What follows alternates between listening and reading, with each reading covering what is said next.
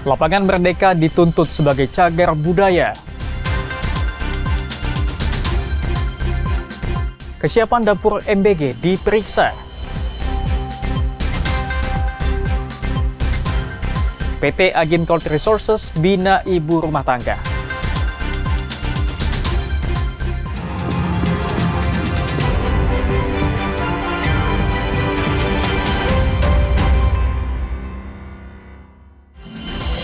Halo, selamat pagi saudara. Kompas Sumut hari ini hadir dengan beragam informasi penting dan menarik dari Sumatera Utara. Selain 3 sorotan tadi, sejumlah informasi lain akan kami sajikan dalam Kompas Sumut. Bersama saya Emre Syapurba, inilah Kompas Sumut selengkapnya di Kompas TV, independen, terpercaya.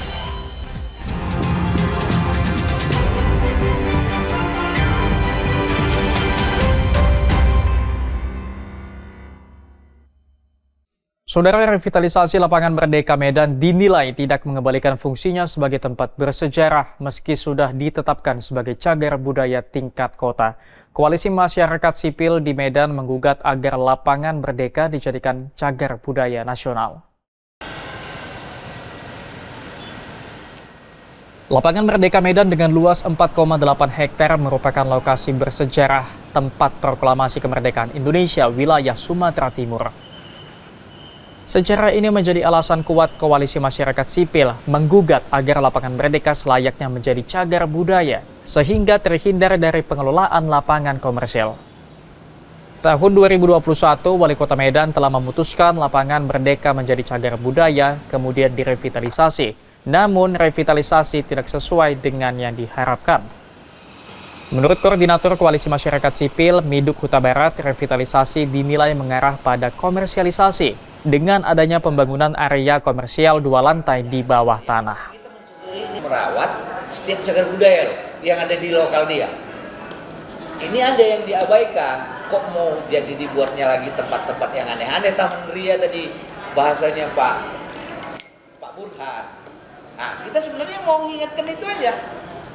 Dia juga mengatakan Koalisi Masyarakat Sipil akan melanjutkan gugatan warga negara atau citizen lawsuit ke tingkat kasasi.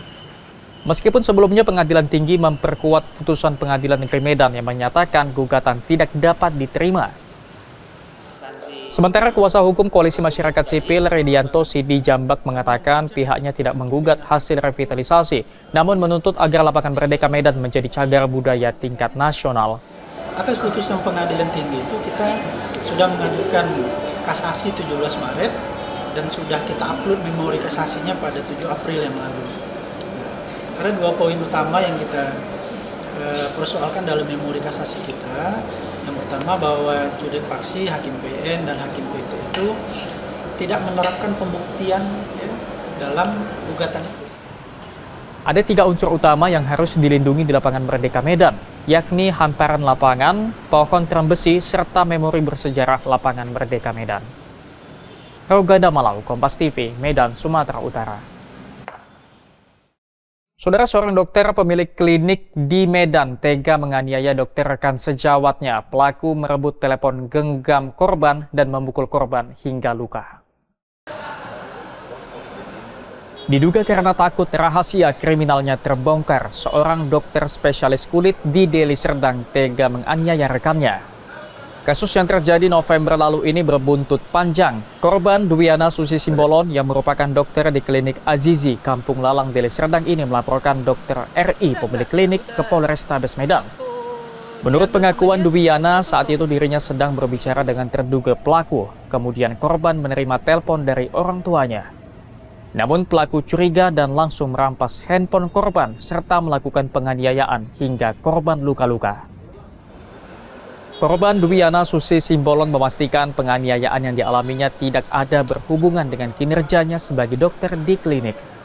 Saya dipukul kayak gini, dipukul, jadi bibir atas saya bagian dalam sempat pecah, robek.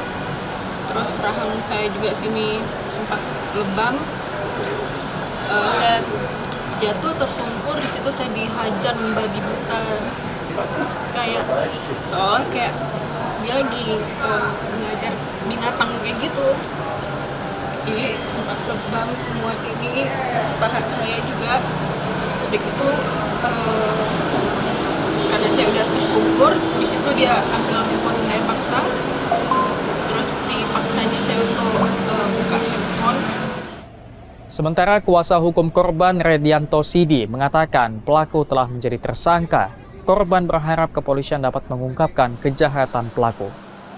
Apa motifnya sebenarnya? Karena penyidiklah yang domain untuk menyampaikan motif ke dokter klien kita ini dianiaya, dan juga dirampas handphonenya, serta handphonenya itu juga dihilangkan isi-isinya.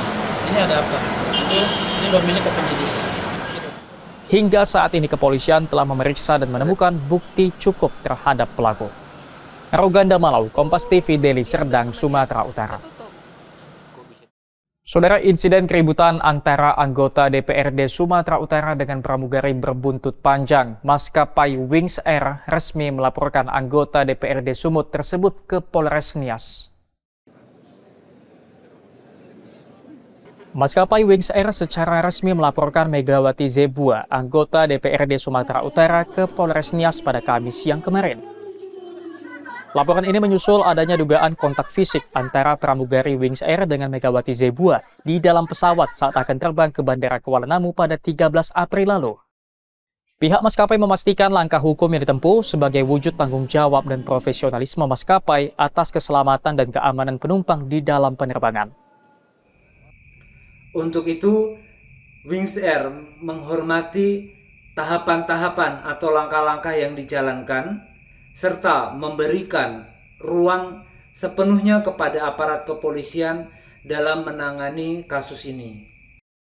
Kapolres Nias Ajun Komisaris Besar Polisi Revi Nurvelani mengungkapkan pihaknya memproses laporan sesuai dengan ketentuan yang ada. Polres Nias akan melakukan penyelidikan dan akan melengkapi seluruh proses administrasi yang ada sesuai dengan aturan yang ada. Jadi yang dilaporkan oleh yang bersangkutan itu adalah kasus penganiayaan 351, 352 dan kasus tentang keselamatan penerbangan 412 pasal 412. Insiden keributan antara anggota DPRD Sumatera Utara Megawati Zebua dengan seorang pramugari viral di media sosial. Saat itu Megawati Zebua menolak arahan awak kabin untuk memasukkan sebuah koper ke bagasi pesawat. Tim Liputan Kompas TV Medan, Sumatera Utara. Dapur makan bergizi gratis diperiksa. Saksikan usai jeda.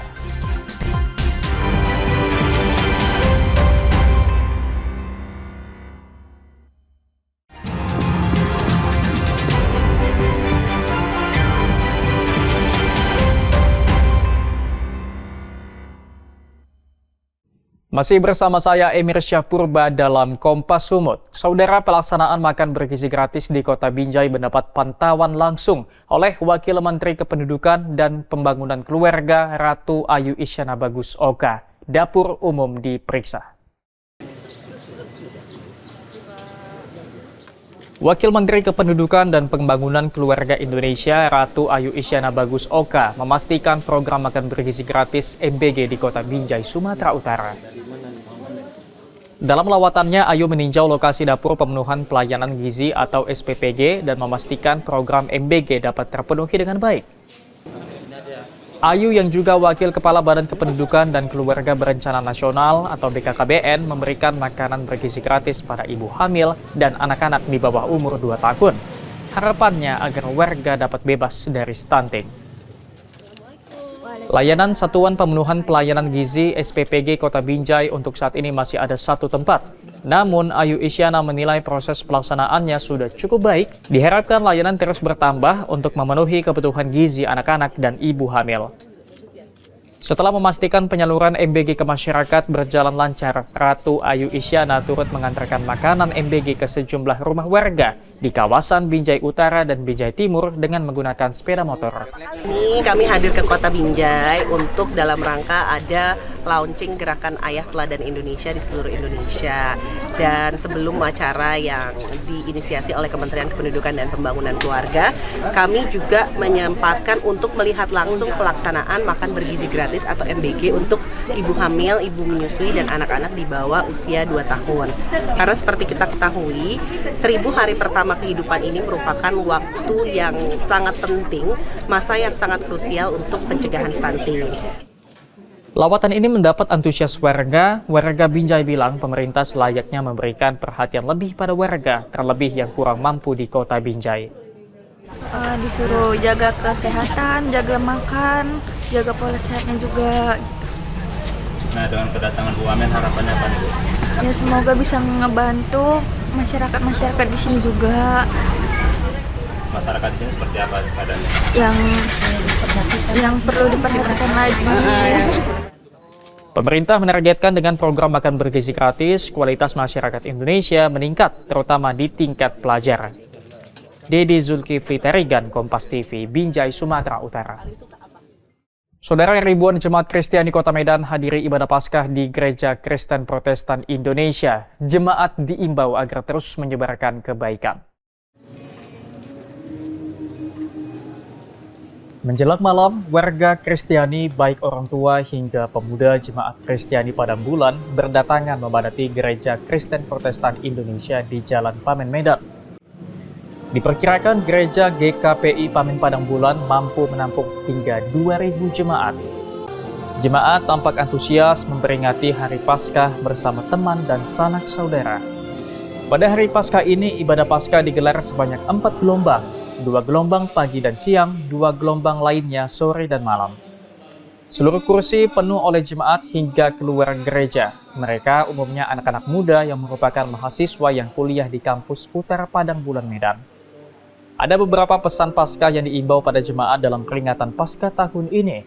Di antaranya pesan untuk terus menyebarkan kebaikan, kemudian pesan damai sejahtera Kristus di tengah keluarga, di mana tema ini menekankan pentingnya kedamaian dan kasih Kristus dalam kehidupan keluarga, serta mendorong umat untuk menghidupi rumah tangga dengan penuh iman dan teladan. Dedi Zulkifli Terigan, Kompas TV, Medan, Sumatera Utara. Saudara, warga desa Sunggal Kanan, Kabupaten Deli Serdang mengeluhkan jalan Setia Makmur yang rusak dan penuh lubang. Warga berharap pemerintah segera memperbaiki jalan yang menjadi akses utama masyarakat. Inilah kondisi Jalan Makmur di Desa Sunggal Kanan, Kabupaten Deli Serdang yang dipenuhi genangan air dan berlubang. Kondisi jalan yang rusak cukup menyulitkan warga yang menggunakan sepeda motor untuk melintas. Bahkan tak jarang pengendara sepeda motor jatuh ke dalam genangan air. Jalan sepanjang 300 meter ini rusak parah diduga akibat buruknya sistem drainase. Kondisi ini diperparah dengan musim penghujan sehingga air terus menggenangi jalan. Warga mengaku kondisi jalan yang rusak sudah berlangsung lebih dari 1 tahun. Namun hingga saat ini pemerintah belum melakukan perbaikan. Warga berharap pemerintah daerah segera memperbaiki jalan agar aktivitas perekonomian warga tidak terganggu. Bu, tadi sempat hampir jatuh, Bu, lewat jalan rusak ini, Bu. Kemarin ada anak-anak jatuh, Pak. Kasihan kali, Pak. Kayak tuh, bolak-balik lah, Pak. Bolak-balik orang pada jatuh. Makanya kadang bilang sama orang-orang sini kan, RT-nya mana? Itulah, Pak. Mau tahu mungkin. Harapannya gimana, Bu? Orang pada ngeluh lah, Pak. Maunya jalan ini diperbaiki. Iya. Perbaiki. Kayak gini, Pak. Kasihan, Pak. Makanya kami pun bodoh juga dengarnya. Kayak gini jadinya jalannya. Jalan Setia Makmur sendiri merupakan salah satu jalan penghubung antara kecamatan di Kota Medan dan juga Kabupaten Deli Serdang. Dedi Zulkifli Terigan, Kompas TV, Deli Serdang, Sumatera Utara. PT Agincourt bina keterampilan ibu rumah tangga. Saksikan usai jeda.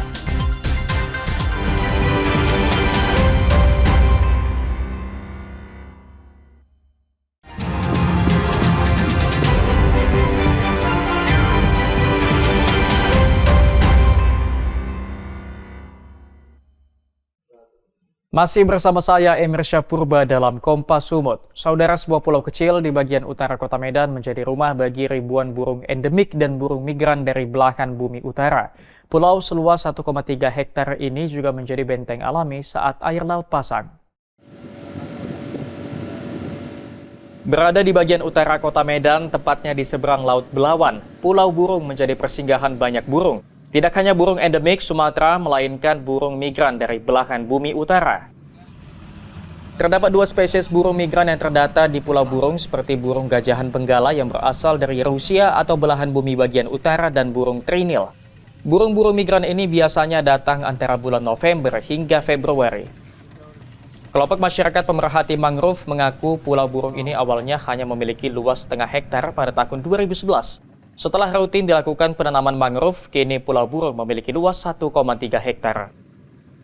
Kemudian kami mulai melakukan penambahan penanaman dan akhirnya burungnya makin bertambah di situ.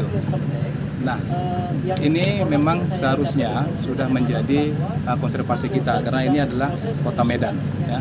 Jadi masyarakat juga harus tahu bahwa di Kota Medan ini ada pulau burung yang di situ juga ada burung migran. Jadi ada 2 spesies burung migran di situ. Yang biasanya di bulan-bulan 11 sampai bulan-bulan Februari ya mereka datang ke situ, salah satunya gajahan benggala sama trinil, burung migran, dan juga ada burung juga tongtong, burung bango tongtong. Pemerintah Kota Medan diharapkan memberikan perhatian khusus pada pulau burung karena selain menjadi rumah bagi aneka ekosistem, pulau burung juga mampu menjadi benteng yang menahan abrasi di perairan Belawan. Dedi Zulkifli Terigan, Kompas TV, Medan, Sumatera Utara. Saudara, bagi Anda yang ingin menghabiskan waktu libur akhir pekan, tidak ada salahnya mengunjungi lokasi wisata Anugerah Indah Sipan. Di lokasi ini Anda dapat menikmati keindahan Danau Toba dari ketinggian.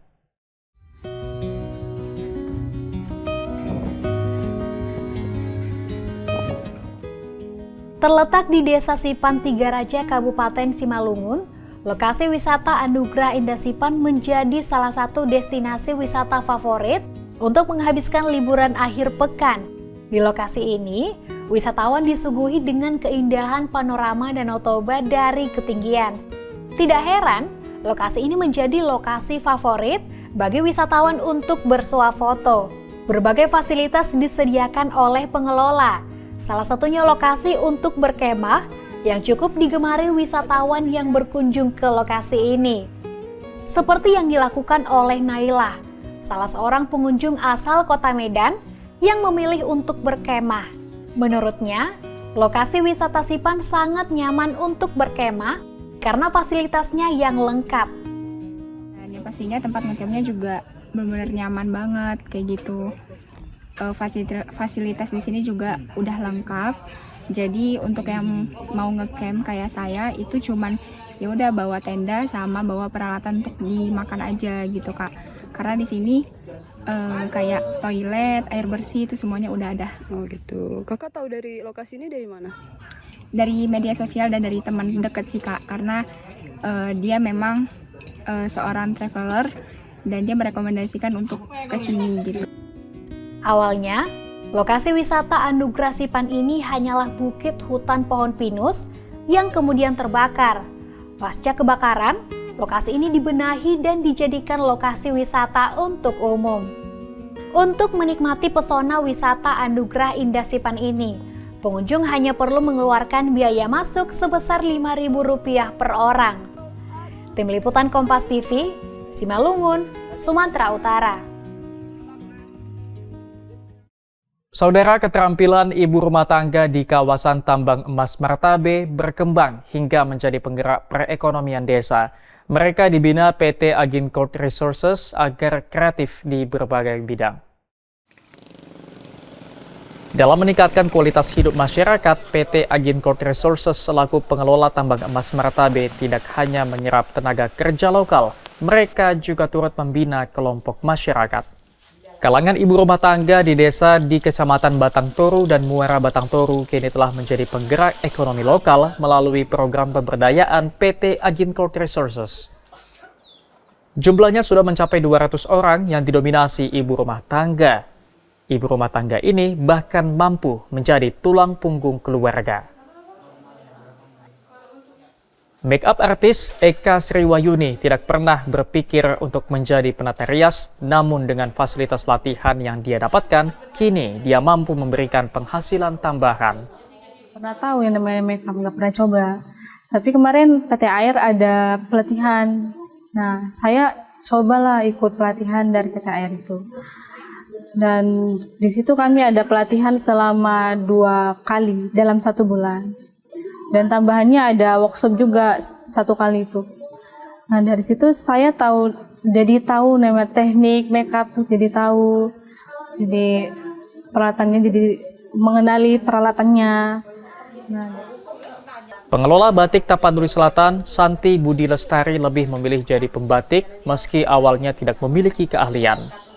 Dengan bermodalkan ide dan komitmen bersama PT Agincourt Resources, kelompoknya yang terdiri dari 7 orang berhasil mengembangkan batik khas Tapanuli Selatan. TAR mendampingi KUB Batik Tapsel, misalnya dalam hal pelatihan, contohnya pelatihan membatik dengan pewarnaan sintetis dan pewarnaan alami, kemudian pelatihan untuk pendaftaran haki, dan studi banding untuk mempelajari tentang proses membatik dan juga rumah produksi dan IPAL yang ada di Pulau Jawa. Dengan mengasah keterampilan, para perempuan mampu mengubah masa depan. Melalui berbagai pelatihan dari PT Agincourt Resources, mereka semakin percaya diri untuk menjalankan usaha. Manajer Community Development PT Agincourt Resources, Rohani Simbolon, mengatakan pendampingan jangka panjang dari PT Agincourt Resources tidak hanya memberikan akses, namun juga membimbing modal dan alat kerja, promosi, serta memastikan para kelompok binaan dapat berkembang secara mandiri. Tentu ingin menciptakan ekonomi masyarakat, meningkatkan penghasilan atau pendapatan, tapi di sisi lain juga kita punya tujuan bahwa UMKM ini, usaha ini bisa menciptakan lapangan kerja baru, unit usaha baru yang bisa secara organik atau pelan-pelan bisa membentuk sebuah lembaga usaha yang bisa merekrut tenaga kerja. Sehingga harapannya bahwa masyarakat tidak hanya bergantung kepada kerja di perusahaan atau industri yang tentu itu sangat terbatas. Dari dapur hingga studio rias, para perempuan di lingkar tambang Martabe tidak hanya berkarya. Mereka menjadi penggerak ekonomi, menguatkan keluarga, serta menyalakan semangat perubahan. Roganda Malau, Kompas TV, Tapanuli Selatan, Sumatera Utara. Sampai di sini Kompas Sumut hari ini. Anda bisa menyimak video tayangan kami di kompas.tv atau siaran langsung via streaming di kompas.tv/live. Kami undur diri, tetap saksikan rangkaian program berita di Kompas TV, independen, terpercaya.